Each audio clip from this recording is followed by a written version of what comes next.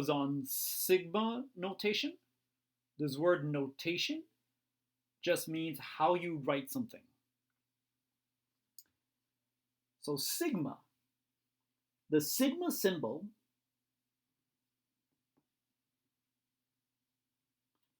or the symbol for sigma looks like this. And this symbol right here means to add together.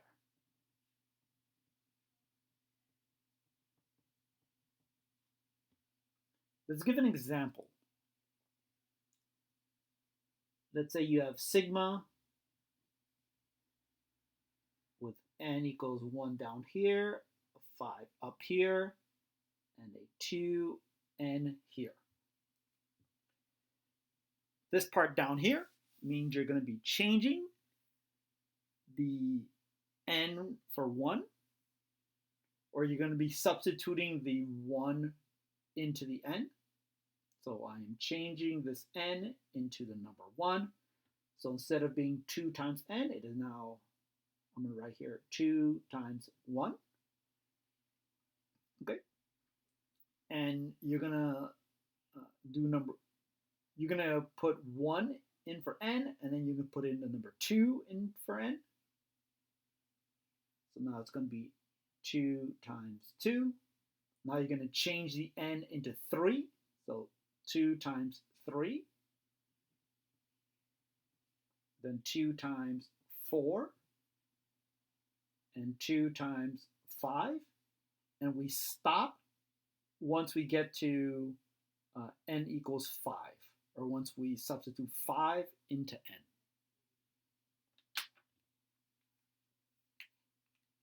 All right, so this sigma symbol right here, like I said before, it means to add together.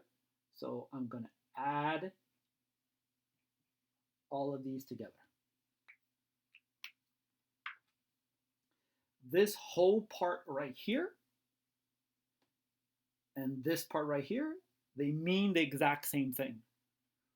Or another way of saying it is this and all of this is equal to each other. Let's talk about it in general. So I have sigma n equals 1 to n equals 5 for 2n.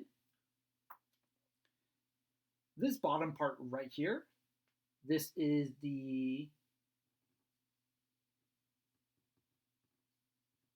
first number. You substitute into n.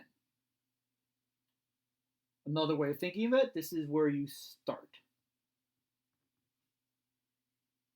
This 5 is the last number.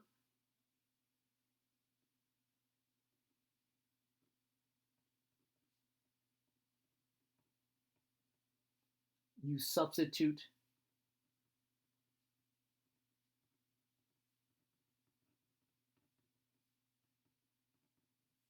into n. Or another way of thinking about it, the 5 is where you stop. This part right here, this is your expression.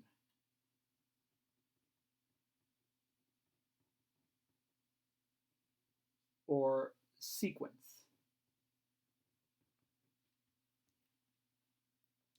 Pause the video here, take whatever notes you want, hit play when you're ready. Let's do one more example. Let's say we have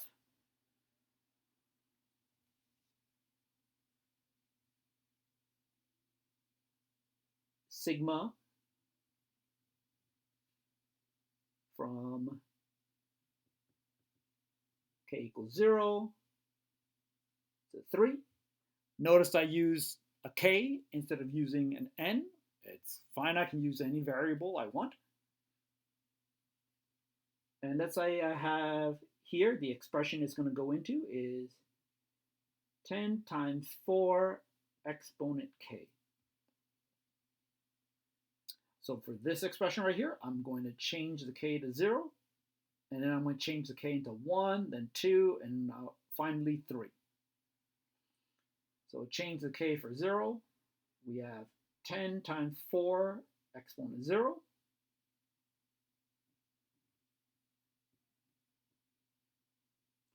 And I change the k to 1.